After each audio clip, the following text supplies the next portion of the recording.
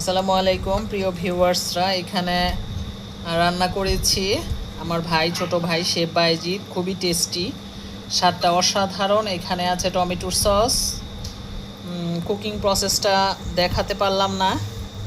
হ্যাঁ বাইজিৎ, তুমি বলো কি কি দিয়েছো এখানে রান্নার জন্য। রান্না করছি আমাদের ফ্রেশ ওয়াটার স্নেল, মানে সাধু পানির যে শামুকটা পাওয়া যায় সেই শামুক দিয়ে প্রথমে আমরা একটা স্টক বানিয়েছি।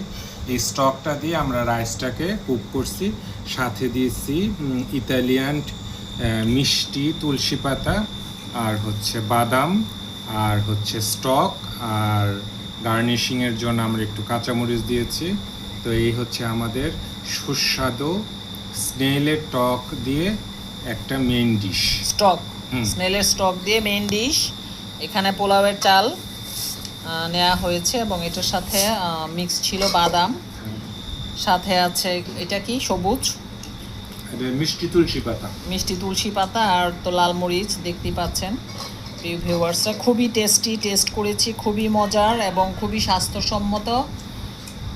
যেহেতু শামুকের উপরের অংশটা শক্ত থাকবে এবং ভিতর অংশটা নরম থাকবে, ওইটাকে অনেকক্ষণ জাল দিয়ে মুরগির যেভাবে স্টক তৈরি করে এরকম শামুক স্নেলের স্টক তৈরি করা হয়েছে। ওই স্টকটা দিয়ে এই পোলাওর যে মূল যে পানি লাগে সেটা এখানে ব্যবহার করা হয়েছে, এই স্নেলের স্টকটা। এবং এটা খুবই স্বাস্থ্যের জন্য ভালো, কারণ শামুকের মধ্যে অধিক পরিমাণে জিঙ্ক থাকে। হ্যাঁ, জিঙ্ক, এবং এটা আমাদের হার্ট ব্রেনের জন্য খুবই ভালো। ব্রেন শেপ যে জিনিসগুলো আছে সেগুলো ব্রেনের জন্য খুব ভালো। নখ চুল দুটোর জন্য খুব উপকারী। সে এখন ডিনার করবে। ধন্যবাদ।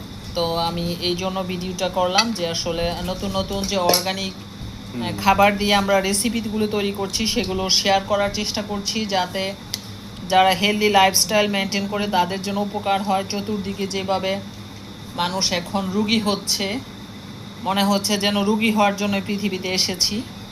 সুস্থতা আমাদের সবার কাম্য। সুস্থতার স্লোগান নিয়ে গিয়ে যাচ্ছি আমরা জেকে সৈনিকরা।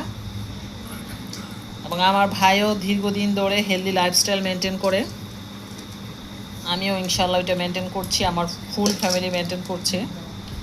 ধন্যবাদ সবাইকে। এবং টেস্ট আসলে অসাধারণ। দেখতে যতটা না মজা মানে অ্যাট্রাকটিভ হয়েছে, তার চেয়ে বেশি হয়েছে টেস্ট হয়েছে খেতে।